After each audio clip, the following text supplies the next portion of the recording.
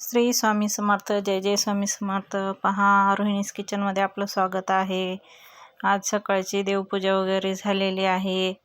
आज मंगळवार आहे. श्रीयंत्राची पूजा, लक्ष्मी, आपली तुळजाभवानी माता, सगळ्यांना त्रिवार वंदन करून पहा आपला आजचा डेली ब्लॉग.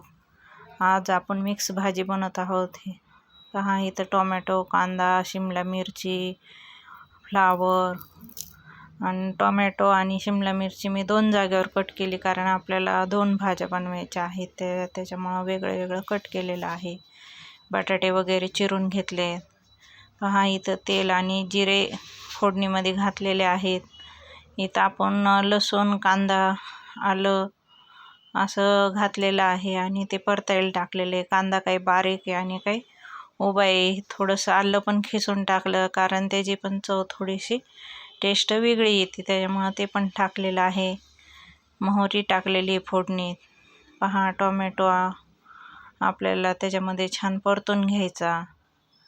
नंतर शिमला मिरची घालायची, ते पण छान परतून घ्यायचे त्याच्यामध्ये. आपली जी ही मिक्स व्हेज भाजी आहे, हे आपल्याला 9 लोकांसाठी, म्हणजे तसं आपण जास्तच लोकांसाठी बनवतोय, पण 9 टिफिन सुरुवातीला द्यायचे होते.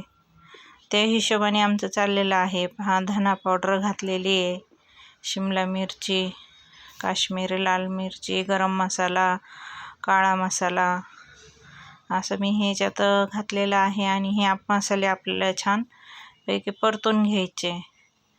मसाले छान परतले का मग त्याच्यानंतर आपल्याला फ्लावर आणि बटाटे कट करून ठेवलेले मी ते घातलेले आहे इथं, कारण बटाटे काही उकडून घेतलेले नव्हते. कट करून असे पण छान लागतं मिक्स भाजीमध्ये बटाटे. वरून वाटाणे, भिजवलेले वाटाणे घातलेले, आणि हे पण खूप छान लागतं भाजीमध्ये वाटाणे पण. छान अशी भाजी आपल्याला मिक्स करून घ्यायची. चवीनुसार मीठ वगैरे घालून भाजी छान हलवून आपल्याला झाकून ठेवायची वाफेवर. ह्याच्यात आपल्याला पाणी वगैरे काही घालायचं नाही आहे, कारण ही आपण सुकी भाजी बनवत आहोत मिक्स व्हेजची. इथं पहा, आपल्याला आज वरण जे आहे ते थोडंसं वेगळं बनवत आहोत, फोडणीचं वरण. त्याला पण मी कांदा वगैरे थोडा घातलेला आहे उभा चिरून, जिरे मोहरीची फोडणी देऊन, टोमॅटो, कढीपत्ता, लाल तिखट, थोडी हळद आणि चवीनुसार थोडासा हिंग घालायचा आणि छान परतून घ्यायचं, कारण हे तिखट वरण पण आहे ना, खूप छान लागतं खायला.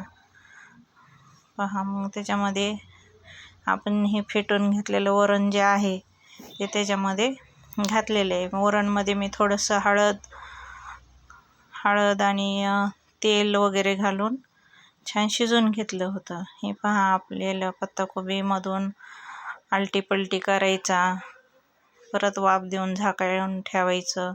हे वरणमध्ये चवीनुसार मीठ वगैरे घातले. हे पहा, इथं 4 ग्लास मी ब्राऊन राईस लावलेला होता. आता पहा, ह्याच्यामध्ये आपण बनवत आहोत पनीरची भाजी. त्याला पण जिरेची फोडणी दिली आणि कांदा एकदम बारीक चिरून टाकलेलं होतं, कारण त्यांना पेस्टमध्ये ही पनीर भाजी नव्हती लागत, थोडीशी वेगळी लागत होती. त्याच्यामुळं आपण काय केलं, इथं कांदा वगैरे सर्व बारीक कट करून घेतला आणि तो घातलेला आहे. इथं मी काळा मसाला, लाल काश्मीरी तिखट, गरम मसाला, हे सर्व मसाले घेतले, धना पावडर, आणि छान परतून हा मसाला घेतलेला आहे. त्याच्यामध्ये आपल्याला शिमला मिरची आणि कट करून बारीक टोमॅटो घातला आहे. पहा, मी सर्व एकदम बारीक कट करून घेतलेले. हा ग्रेव्हीचा मसाला नाही आहे, हा आपण कट करून घेतलेला सर्व मसाला आहे. ह्याची टेस्ट वेगळी लागते, आणि जो ग्रेव्हीचा मसाला असतो त्याची टेस्ट वेगळी लागते. तर छान हा मसाला पण परतून घेतला आहे. इथं मी पनीरचा मसाला घातलेला आहे. पनीर मिक्स प्रीमियम आहे तो मसाला घातला आहे. ह्याने पण ग्रेव्ही आपली खूप छान होते.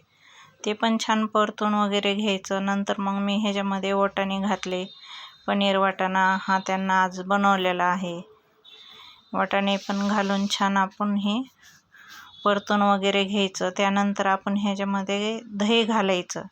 दही तुम्ही अगोदर पण फेटून घेऊ शकता, नाहीतर मग ह्याच्यामध्ये पण टाकून छान अगोदर दही फिटून घ्यायचं पूर्ण मसाल्यामध्ये, नंतरच पाणी घालायचं, नाहीतर मग आपली भाजी व्यवस्थित होत नाही दही न फेटल्यामुळे. आपण ह्याच्यामध्ये अगोदर दह्यामध्ये मसाले घालून दही फेटून घेऊन नंतर पण टाकू शकतो. दोन्ही प्रकारे आपण ही भाजी करू शकतो. पण मला आता घाई असल्यामुळं मग मी हे अशा पद्धतीने बनवलं.